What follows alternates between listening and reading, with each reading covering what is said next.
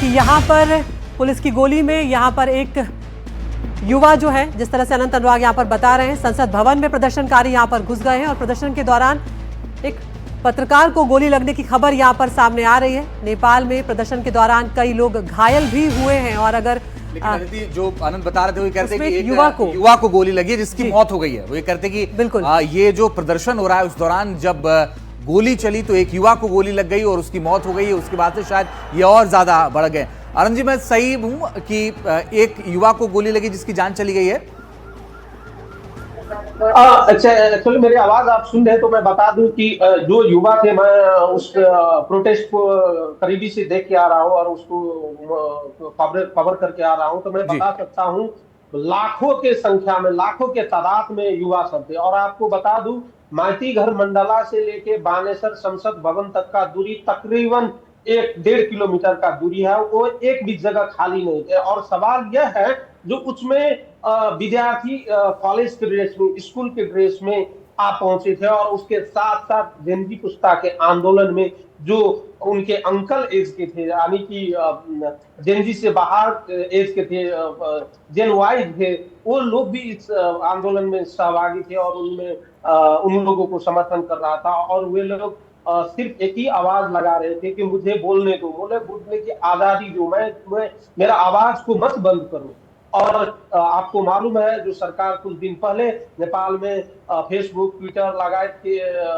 बहुत सारे जो सोशल मीडिया थे उनको बैन कर दिया और उनको बताया गया ऑफिशियल रूप में, अगर नेपाल के कानून के तहत तुम लोग रजिस्टर होने नहीं और तुम लोग को नहीं चलाने देंगे, और बंद कर दिया। उसके बाद जो जेनजी पुस्ता थे, और अनंत जो बात आप कह रहे हैं वो यहाँ पर हम अपने दर्शकों को तस्वीरों में भी दिखा रहे हैं। अनंत जो बात आप कह रहे हैं कि 1-1.5 किलोमीटर का ये रास्ता है संसद भवन तक और वो पूरी रोड जो है वो पूरी तरह से भरी हुई नजर आ रही है। और ये वो तस्वीरें आ रही हैं, इस वक्त ड्रोन से ली गई ये तस्वीरें नजर आ रही हैं जिसमें हर तरफ सिर्फ लोग ही लोग नजर आ रहे हैं। सैलाब यहाँ पर काठमांडू की सड़कों पर उमड़ पड़ा है और जिस तरह से यहाँ पर अनंत अनुराग बता रहे हैं, पत्रकार हैं वहाँ पर, उनका ये कहना है कि ये सिर्फ काठमांडू तक सीमित नहीं है, पूरे नेपाल में बड़े बड़े इलाकों में, बड़े बड़े शहरों में ये विरोध प्रदर्शन जो है वो देखने को मिला है। लेकिन यहाँ पर अनंत एक बात ये भी है, टकराव भी यहाँ पर देख रहे हैं पुलिस का और इन प्रदर्शनकारियों का। अभी तक हमने वाटर कैनन और आंसू गैस के गोले छोड़ने की बात सुनी थी, क्या ये नहीं? अनंत, हम आपको सुन पा रहा हूँ, लेकिन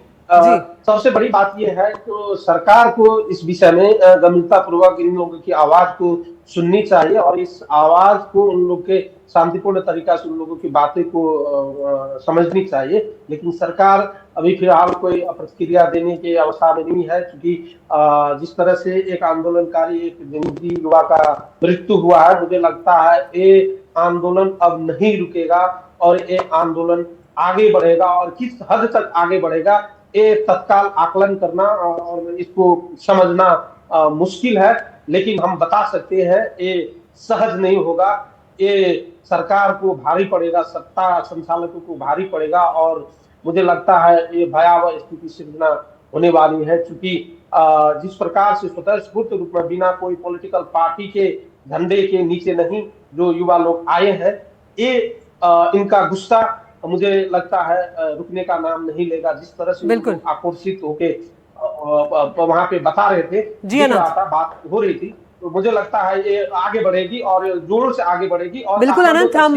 जुड़ेंगे, आपने वक्त निकाला एनडीटीवी से बातचीत करने के लिए। अनंत अनुराग, आपका बहुत बहुत शुक्रिया। यहाँ पर तो नेपाल से पत्रकार हमारे साथ जुड़े थे जो जानकारी दे रहे हैं कि और उग्र होता हुआ नजर आ रहा है। चंदन हमारे सहयोगी हमारे साथ बने हुए हैं। जी चंदन, क्या अपडेट मिल रहा है इस वक्त? बिल्कुल, देखिए जानकारी ये भी सामने आ रही है कि इस पूरे प्रदर्शन के दौरान गोली लगने से एक पत्रकार जो है वो भी घायल हुए हैं। और सबसे बड़ी बात यह है कि प्रदर्शनकारी चूंकि संसद भवन के भीतर घुस चुके हैं, ऐसे में जो नेपाल की पुलिस है उसके द्वारा जो इस्तेमाल किए गए हैं तमाम टीयर गैस, उनसे कई प्रदर्शनकारी घायल भी हुए हैं। और ये प्रदर्शन जो है वो अब सीधे तौर पर नेपाल की पुलिस और प्रदर्शनकारियों के बीच टकराव की स्थिति जो है उसमें तब्दील हो चुका है। तमाम जो खबरें इस वक्त सामने आ रही है उसके मुताबिक किसी भी वक्त नेपाल की जो सरकार है वो ये फैसला कर सकती है कि इस प्रदर्शन को नियंत्रित करने के लिए जो आर्मी है और अन्य सुरक्षा एजेंसियां हैं उसका सहयोग लिया जाएगा और सड़क पर यहाँ पर वो भी नजर आएंगे। लेकिन बड़ी संख्या में न केवल अब जो जेनजी प्रदर्शनकारी हैं बल्कि अब उनके माता पिता, घर वाले, रिश्तेदार और तमाम जो युवा वर्ग है नेपाल का, वो इस प्रदर्शन का नेतृत्व करता हुआ नजर आ रहा है। और इसमें जैसा कि अभी जो नेपाल से वरिष्ठ पत्रकार जुड़े थे वो बता भी रहे थे कि ये प्रदर्शन सोशल मीडिया बैन के बहाने वो उस तमाम बातों को लेकर भी है जिसको लेकर नेपाल का जो युवा है वो बीते कुछ सालों से लगातार कई बार सड़कों पर उतरने की कोशिश में इसी प्रकार के प्रदर्शन में नजर आया। और इस पूरे इंटरनेट बैन ने, इस पूरे सोशल मीडिया प्लेटफॉर्म बैन ने युवाओं को वो मौका दे दिया और इस प्रदर्शन से कई प्रकार की अनूठी तस्वीरें आ रही हैं। कई जगहों पर काठमांडू से तस्वीरें ऐसी हैं जिसमें जो बैंड है वो सड़क पर जो है वो अपना परफॉर्म कर रहा है, उसके बीच नेपाल के युवा जो हैं वो प्रदर्शन कर रहे हैं, हाथों में बैनर पोस्टर लेकर केपी शर्मा ओली की सरकार की न केवल मजम्मत कर रहे हैं बल्कि इस बात को लेकर भी सवाल उठा रहे हैं कि आखिर ऐसा फैसला जो है वो सरकार ने किसके परामर्श पर लिया, और अगर जो समय भी दिया गया इन कंपनियों को वो केवल 7 दिन का समय जो है वो क्यों दिया गया, ये भी अपने आप में एक बड़ा सवाल है। दूसरी बात यह है कि इस पूरे प्रदर्शन को जो अब विपक्ष है नेपाल का वो भी समर्थन देता हुआ नजर आ रहा है और 3 जो प्रमुख इसमें पार्टियां हैं उनके समर्थन की बात जो है वो अब तक सामने आई है, जिसमें से एक तो वो हैं जो राजशाही का समर्थन करते हैं और राष्ट्रीय स्वतंत्र पार्टी जो है उसकी तरफ से भी इस प्रदर्शन में समर्थन जारी करते हुए कहा गया है कि सोशल मीडिया ऐप्स पर बैन जो है वो तानाशाही है। अब ये पूरा प्रदर्शन काठमांडू में हो रहा है और आप समझिए कि जो काठमांडू के मेयर हैं बालेन शाह वो भी प्रदर्शनकारियों के साथ खड़े हुए नजर आ रहे हैं। इसके अलावा दुर्गा परसाई नाम के नेता हैं नेपाल में जो लगातार एक बार फिर से राजशाही की वकालत करते नजर आते हैं, उन्होंने भी इस प्रदर्शन में जो है वो छात्रों का साथ देने की बात कही है। तो ये प्रदर्शन अब केवल नेपाल की राजधानी नहीं बल्कि नेपाल के कई अलग अलग शहरों में भी होता हुआ नजर आ रहा है। वहाँ भी बड़ी संख्या में लोग जो हैं वो इकट्ठा हो रहे हैं, वहाँ भी लगातार प्रदर्शन जारी है और वाटर कैनन का इस्तेमाल, इसके अलावा आपको बता दें कि जो टीयर गैस हैं वो उसका इस्तेमाल किया गया है और संसद भवन के अंदर नेपाल की जो तमाम प्रदर्शनकारी घुसे हैं उन्हें हटाने की जद्दोजहद इस वक्त जारी है। निगाहें सबकी अब उस बैठक पर है जो नेपाल के गृह मंत्री की अध्यक्षता में हो रही है, क्योंकि स्थिति ऐसी है। लेकिन इसमें सबसे महत्वपूर्ण यह है कि अगर नेपाल सरकार ने यह फैसला जल्दी नहीं लिया, या तो सोशल मीडिया पर जो ऐप्स पर बैन हुआ है उस ऐप बैन को लिफ्ट करने का, या फिर इस प्रदर्शन को किसी और तरीके से नियंत्रित करने का, तो निश्चित तौर पर इस प्रदर्शन की आग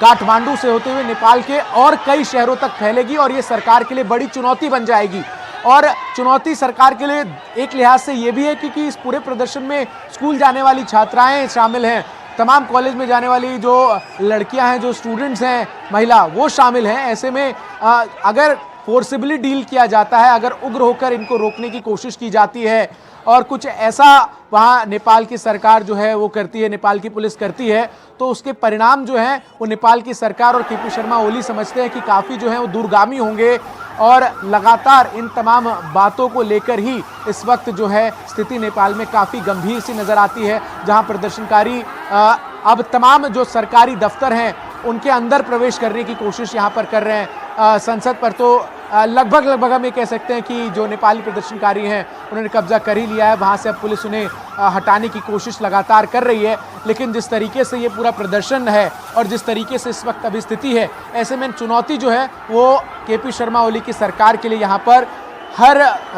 मिनट के साथ बढ़ती हुई नजर आ रही है। अदिति। बिल्कुल चंदन, और तस्वीरें हम देख रहे हैं अंजीत, यहाँ पर 3 अलग अलग तस्वीरें हम दिखा रहे हैं। सड़क पर प्रदर्शनकारी नजर आ रहे हैं, संसद भवन में वो घुस गए हैं और सरकार के खिलाफ यहाँ पर हल्ला बोल नजर आ रहा है। जिस तरह से जो जानकारियाँ सामने आ रही हैं, स्कूल यूनिफॉर्म में भी जो बच्चे यानी कि स्कूल के बच्चे जो हैं वो भी इस प्रदर्शन में शामिल हो गए हैं। बहुत कम उम्र के यानी कि जो नाबालिग हैं वो भी इस तरह के प्रदर्शन में शामिल है और यहाँ पर अब सरकार के लिए एक बड़ी चुनौती है। जल्द से जल्द कोई फैसला सरकार को लेना होगा क्योंकि फिलहाल